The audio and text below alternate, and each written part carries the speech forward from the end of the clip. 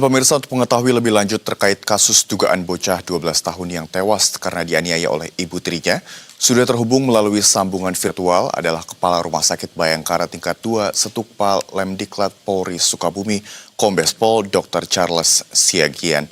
Selamat sore, Pak Dokter. Selamat sore, Mas Rama. Ya, Pak Dokter, kami hendak mengkonfirmasi terkait dengan sejumlah luka yang ditemukan di tubuh korban. Pak Dokter, benarkah hampir di sekujur tubuh korban ini mengalami luka bakar? Betul, mungkin kami jelaskan lagi bahwa tanggal hari Kamis pukul 18.00 kami mendapatkan laporan dari Polres Kabupaten Sukabumi akan ada kiriman jenazah korban yang diduga penganiayaan atas nama anak usia 12 tahun. Kemudian jenazah tiba hari Jumat kemarin pukul 01.30.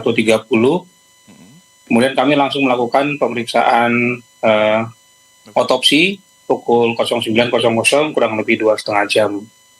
Dari pemeriksaan sementara oleh dokter forensik, memang kami temukan ada beberapa luka yang diduga luka bakar, diduga karena termal, karena panas di sekujur tubuhnya, di lengan, kemudian ada di bagian perut, di bagian paha, di kaki kiri dan kanan. Demikian, Mas Rama. Dan ada juga luka di wajah, di hidung, kemudian di dekat bibir, yang diduga karena benda tumpul.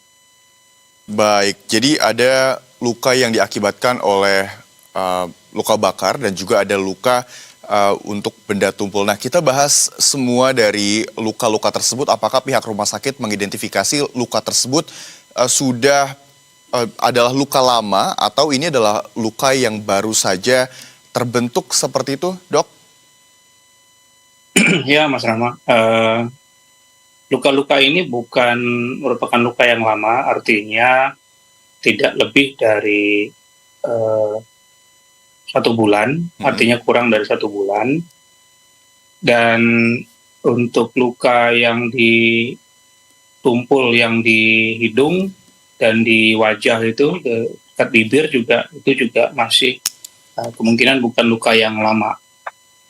Baik. Untuk luka yang lama, memang betul, Mas, kami juga memikirkan apakah ada luka-luka yang lama sebelumnya, tapi kami tidak melihat ada yang signifikan bila dikaitkan dengan penganiayaan. Baik. Demikian, Mas. Ya, berapa parah kondisi luka korban, Dokter? Berapa persen kira-kira sehingga akhirnya membuat korban bahkan hingga meninggal dunia pada saat ini? Betul, Mas Rama. Itu memang yang menjadi concern kami juga, apakah luka-luka ini juga menyebabkan kematian. Ini memang belum menjadi satu kesimpulan, namun sebagai gambaran, memang dengan luka-luka tersebut seharusnya tidak menyebabkan sesuatu yang fatal. Oke. Atau mungkin kita korelasikan dengan kematian. Kami melakukan pemeriksaan dalam, kami mengambil sampel dari organ-organ tubuh dalam, dari paru-paru, kemudian dari saluran pencernaan, untuk melihat apakah ada yang lain yang mungkin menjadi penyebab utama kematian dari bocah tersebut. Baik, apakah pihak keluarga ada permintaan untuk melakukan otopsi, Pak? Ya, sebenarnya secara hukum yang melakukan otopsi itu adalah permintaan dari kepolisian ya, Pak, ya. Oke. Jadi, tapi kami mendengar informasi bahwa ya memang keluarga kandung anak tersebut ingin dilakukan otopsi pada anaknya.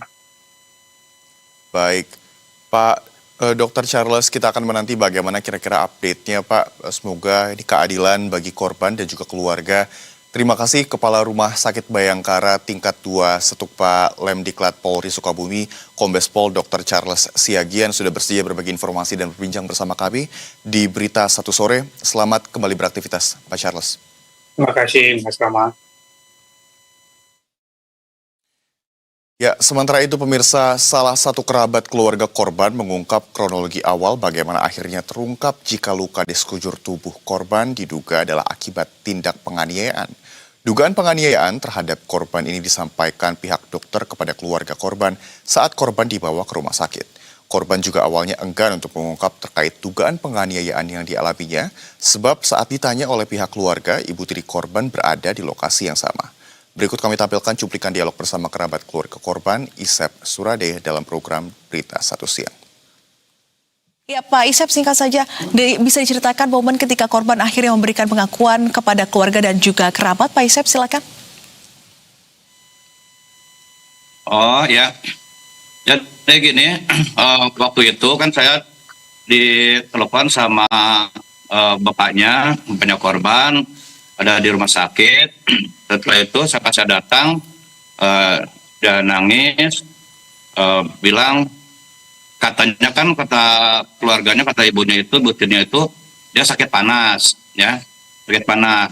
Nah, katanya terus bilang dari bapaknya, ya itu barusan dokter bilang katanya dia bukan sakit panas, ada indikasi penganiayaan katanya ya, gitu ada indikasi ada penganiayaan. Duh, siapa yang aniaya kan gitu? Apakah ini orang temannya atau siapa? Saya nggak tahu lah ya. Ini tidak menuduh, tidak menyebutkan siapa-siapanya ya. Nah, waktu itu saya izin untuk mempertanyakan sama bapaknya dan juga itu disaksikan dari pihak anggota Polsek Jombang Kulon, juga bapaknya, juga istri saya dan juga ibu tirinya ada di situ. Nah, kalau ditanya sama bapaknya itu dia tidak bisa menjawab. Cuma pas saya tanya, alhamdulillah dia itu bisa menjawab, gitu, dok.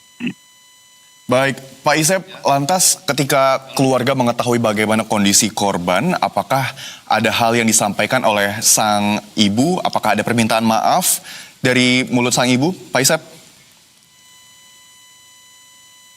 Oh, belum ada. Waktu itu kan saya nggak sempat ketemu lagi karena saya langsung saya malam-malam ke Sukabumi, ya otopsi. Setelah meninggalkan saya waktu itu mempertanyakan yang sesuai ada di video ya. Saya tidak berlebihan, saya tidak mengada-ngada, itu sesuai dengan video aja menyampaikan. Cuma waktu itu saya langsung ikut ke Sukabumi untuk mengadakan otopsi. Dan sebetulnya apa yang menjadi pemicu hingga sang ibu tiri tega atau diduga tega menganiaya anak NS ini? Apa yang menjadi alasan oleh ibu tiri korban ini sebetulnya?